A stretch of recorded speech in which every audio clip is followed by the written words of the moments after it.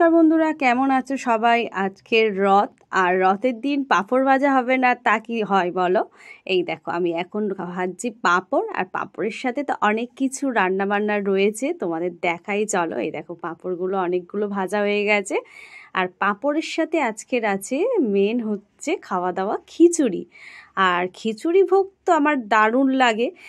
মানে কোথাও বাইরে যদি পুজো পার্বণের সময়, যেমন দুর্গা পুজোতে, কালী পুজোতে খিচুড়ি ভোগ খাওয়া, আমি সেই গন্ধ শুকে শুকে চলে যাই সেখানে, বলো না। মানে ভোগ খেতে এতই ভালো লাগে, আর বাড়িতে তো বানাতেও ভালোবাসি।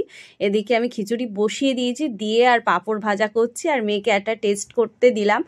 চলো, খিচুড়ি তো হয়েই এসছে, তাতে কিছু দেয়ার রয়েছে। এই দেখো জিরে ভাজা আর একটু গরম মশলা, আর শেষে ঘি। মানে এগুলো না দিলে খিচুড়ি কিন্তু মানে মোটেই ভালো লাগবে না। ডাল আর চালে আজকের খিচুড়ি করে নিয়েছি, আলু দিইনি, একদম পাতলা করে খিচুড়ি করেছি। চলো, আর পাঁপড় ভেজে তো রাখলাম, এবার একটু তো খিচুড়ির সাথে পকোড়া না ভাজলে কি ভালো লাগে বলো? এই দেখো এদিকে আমি হচ্ছে একটু পকোড়া ভাজছি, মানে বেগুনি করলে খুবই ভালো হয়, কিন্তু ঘরে বেগুন নেই, তাই কি করলাম দেখো। এই দেখো আমি হচ্ছে আলু কেটে নিয়েছি গোল গোল করে, আলুর পকোড়া করব, এটাও কিন্তু ভালো লাগে। আর খিচুড়ির সাথে একটু আলুর দম হলে কি, গোটা কোনো সবজির চচ্চড়ি হলে খুব ভাল লাগে। তা আমি আর আলুর দমটা করার ঝামেলা করলাম না, রাতে একটু গরম গরম খিচুড়ি করে নিলাম, আর তার সাথে এই পকোড়া ভাজছি, আর পাঁপড় তো ভেজে রেখে দিয়েছি। এই দেখো আমি দিয়ে দিচ্ছে এখন এগুলো, আর মেয়েকে খেতে দেব, সেই জন্যে আমি পকোড়াগুলো ভেজে নিচ্ছি। আর বড় তো আসার সময় হয়ে গেছে, আর খিচুড়ি ভোগের থেকে আর কি ভালো লাগে বলো? আর আজকে রথের দিন, মানে এর থেকে ভালো খাবার হতেই পারে না, তাই আমি বাড়িতেই বানিয়ে নিয়েছি খিচুড়ি, তার সাথে আলুর পকোড়া, আর হচ্ছে পাঁপড় ভাজা। আর রথের দিন পাঁপড় ভাজা খায় না মানে এরকম মানুষ দেখাই যায় না, আর আলুর পকোড়ার সাথে একদম জমে যাবে। চলো আমি ঝটপট করে এগুলো ভেজে নিই এক এক করে। বাড়ির কাছাকাছি কোথাও রথের মেলা হয় না, রাস্তায় বেরোলে অনেক বাচ্চারা রথ নিয়ে বেরোয়, আর আমাদের বাড়ি থেকে কাছে বলতে বেশ খানিকটা দূরে বারুইপুর, অনেকে নাম শুনেছো, বারুইপুরে রথের মেলা কিন্তু বিশাল নাম, তবে কোনোদিনই যাওয়া হয়নি।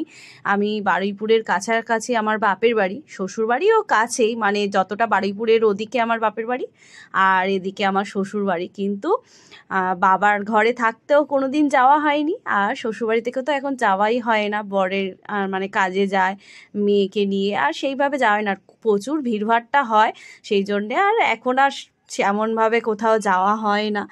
আর এই দেখো এদিকে আমি খিচুড়ি বেড়ে নিচ্ছি, মেয়েকে খেতে দেবো বলে ওকে একটু আগে খাইয়ে দিই। প্রত্যেক দিন ওর একটু টাইমে খাওয়া দাওয়ার করাটা ভালো, আর খেয়ে সঙ্গে সঙ্গে শুয়ে পড়লে এমনি যদি কোনো গড় হজম হয়ে যায়। আর খিচুড়ি দেখে দেখো না ওর মুখের অবস্থাটা কি, মানে খিচুড়ি খেতে গেলে ও বড্ড করে, কিন্তু পকোড়া ভালোবাসে, আলুর পকোড়া বলো বেগুনি বলো ভালোবাসে।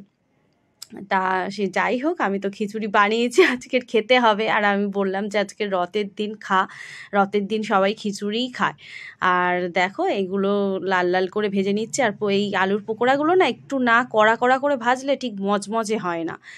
আর আমার গল্প আজকের একটু করি, আমার যদি ফেভারিট কিছু বলো বন্ধুরা, তো আমার মানে তেলে ভাজা জাতীয় যে জিনিস দেবে, মানে আলুর চপ সব থেকে তো আমার ফেভারিট, আলুর চপ, তারপরে মানে বেগুনিটা অত ভালোবাসি না, কারণ বেগুনি আমার অ্যালার্জি, শিঙাড়া, তারপরে তোমার তেলে ভাজা যা মানে পকোড়া ফোকোড়া যা দেবে, মানে একদম পিষে দেবো, আর তার সাথে যদি মুড়ি থাকে, মুড়ি চপ মানে আমার সব থেকে ফেভারিট।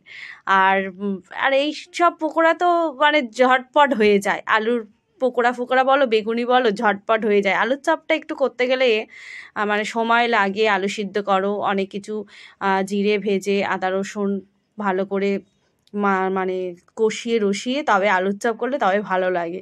আর এদিকে মেয়েকে খেতে বসিয়ে দিয়েছি, আর এই দেখো ওকে দিচ্ছি পকোড়া, আর ওর খুব বলো না অপছন্দের জিনিস তো খিচুড়ি বললাম, তা যাই হোক, আর অপছন্দ করলে হবে।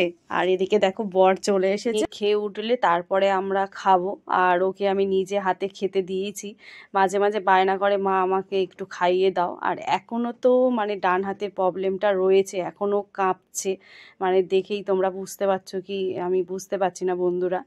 আর কি বলবো, এই হচ্ছে আমাদের জীবন। আজ আসি, সবাই ভালো থেকো, সুস্থ থেকো, টাটা।